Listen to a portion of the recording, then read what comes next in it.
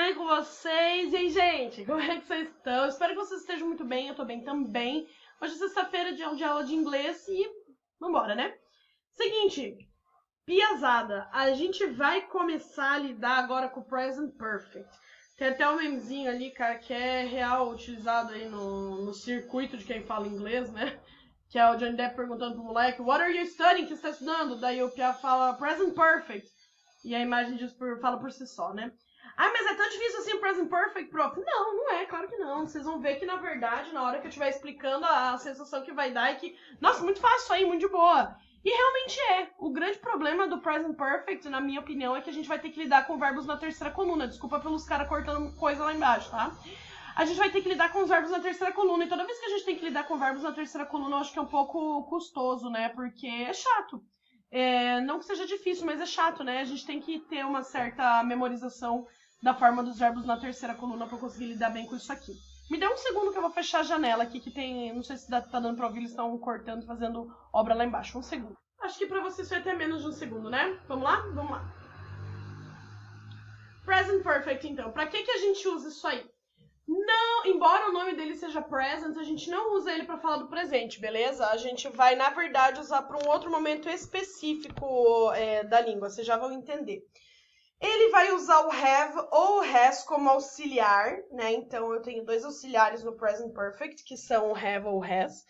Ele usa o verbo na terceira coluna. Toda vez que eu tiver uma gramática chamada perfect, tem duas verdades que essa gramática vai carregar com ela. O auxiliar vai ser have, ou vai ser has, ou vai ser had. Se for presente, né, present perfect, vai ser have e has. Se for passado, vai ser had. Se for futuro, vai ser have.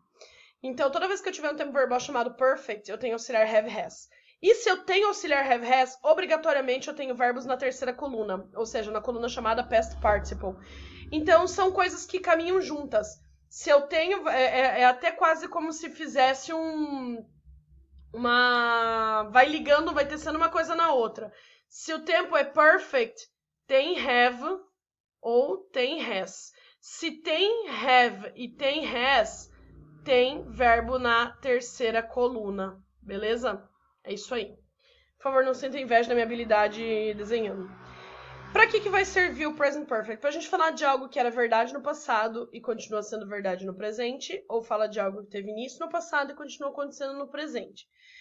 Gente, aqui que entra o rolê de falar de que ele, embora o nome dele seja present perfect, a gente não usa ele de fato para falar do presente. A gente usa ele para falar de uma ação do passado.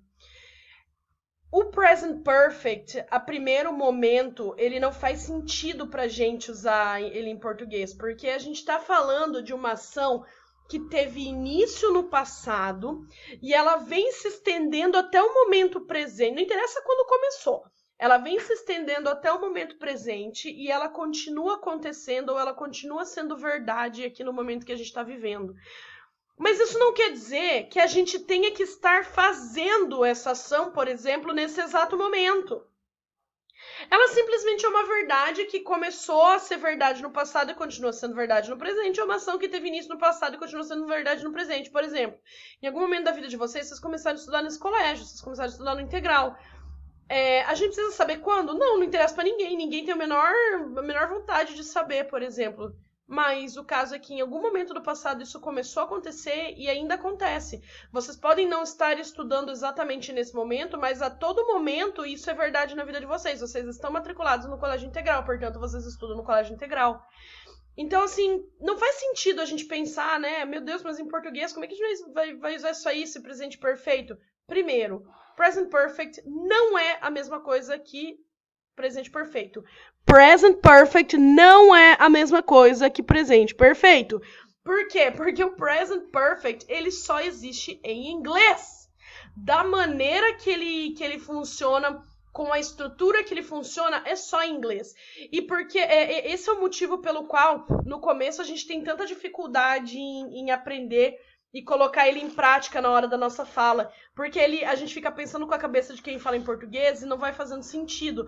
O lance é que, se você aprender a usar o present perfect, você pode usar ele mais do que o simple past. Se você não quiser usar o simple past nem o present simple, você pode usar o present perfect no tempo inteiro, que vai estar tudo bem, vai estar tudo certo.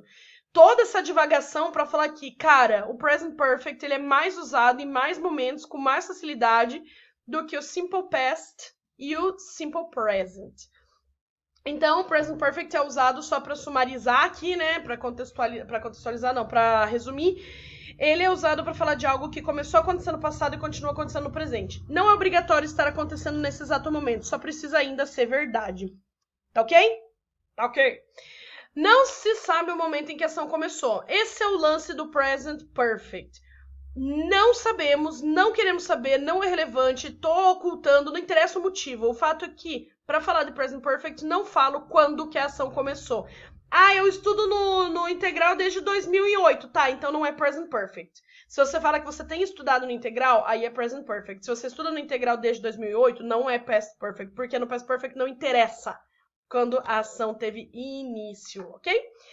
When you specify when it happened, please don't use present perfect. É o que eu acabei de falar. Quando você especificar quando aconteceu, eu assisti um filme ontem. Tá, foi ontem? Então não é present perfect. Então é simple past, porque você assistiu, você já parou de assistir, a ação começou e teve fim. Vamos lá. Os auxiliares. Então eu tenho lá o have e o has, como vocês viram, só pra gente não esquecer, né?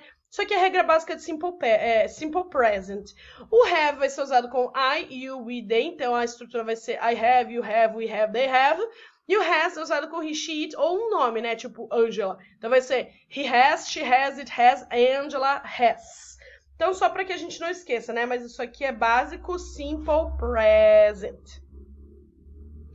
Estruturas. Então eu vou ter lá na afirmativa. Cara, essa estrutura é muito fácil. A única coisa que talvez dificulte é isso aqui, né? Que é o verbo onde?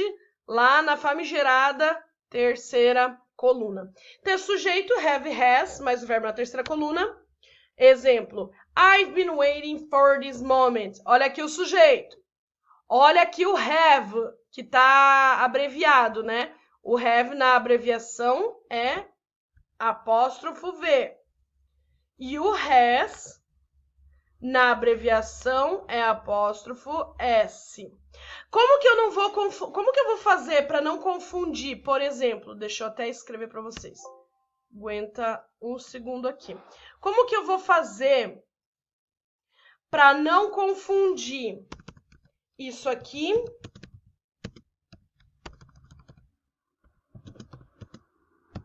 com isso aqui?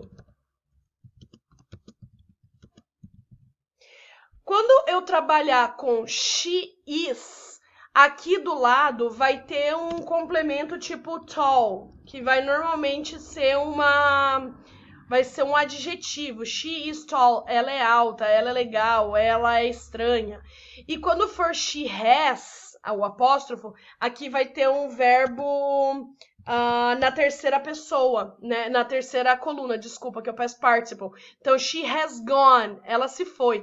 Se tá escrito she's gone, eu já sei que não é is, porque isso aqui é um verbo, cara, isso aqui é um verbo na terceira pessoa. Meu Deus, terceira coluna. Agora, se aqui tá escrito she's tall, eu já sei que é o is, porque atrás do tall, atrás do S, eu tenho um adjetivo normal. Então, se é verbo na terceira coluna, é has. Se não é is. Tá bom?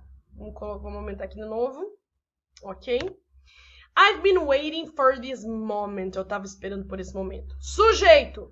Auxiliar. Verbo na terceira coluna. Been é o passado do be. Be no infinitivo. No infinitivo, be. Simple past, was, were. Terceira coluna, past participle, been. Waiting, então eu estive esperando por esse momento. I've been falling for 30 minutes. Temos aqui uma cena de um filme que a cena da queda ela é muito longa. Aí o cara fala, eu tenho caído por uns 30 minutos e ainda não acabou de cair. Então eu tenho aqui sujeito, cadê minha caneta? Sujeito, auxiliar, verbo na terceira coluna, complemento. And I have done nothing productive all day. Quem que se identifica, né? Todos nós, acho que em alguns momentos. Sujeito I, auxiliar have, done, verbo na terceira coluna, complemento. Eu não tenho feito nada produtivo o dia todo.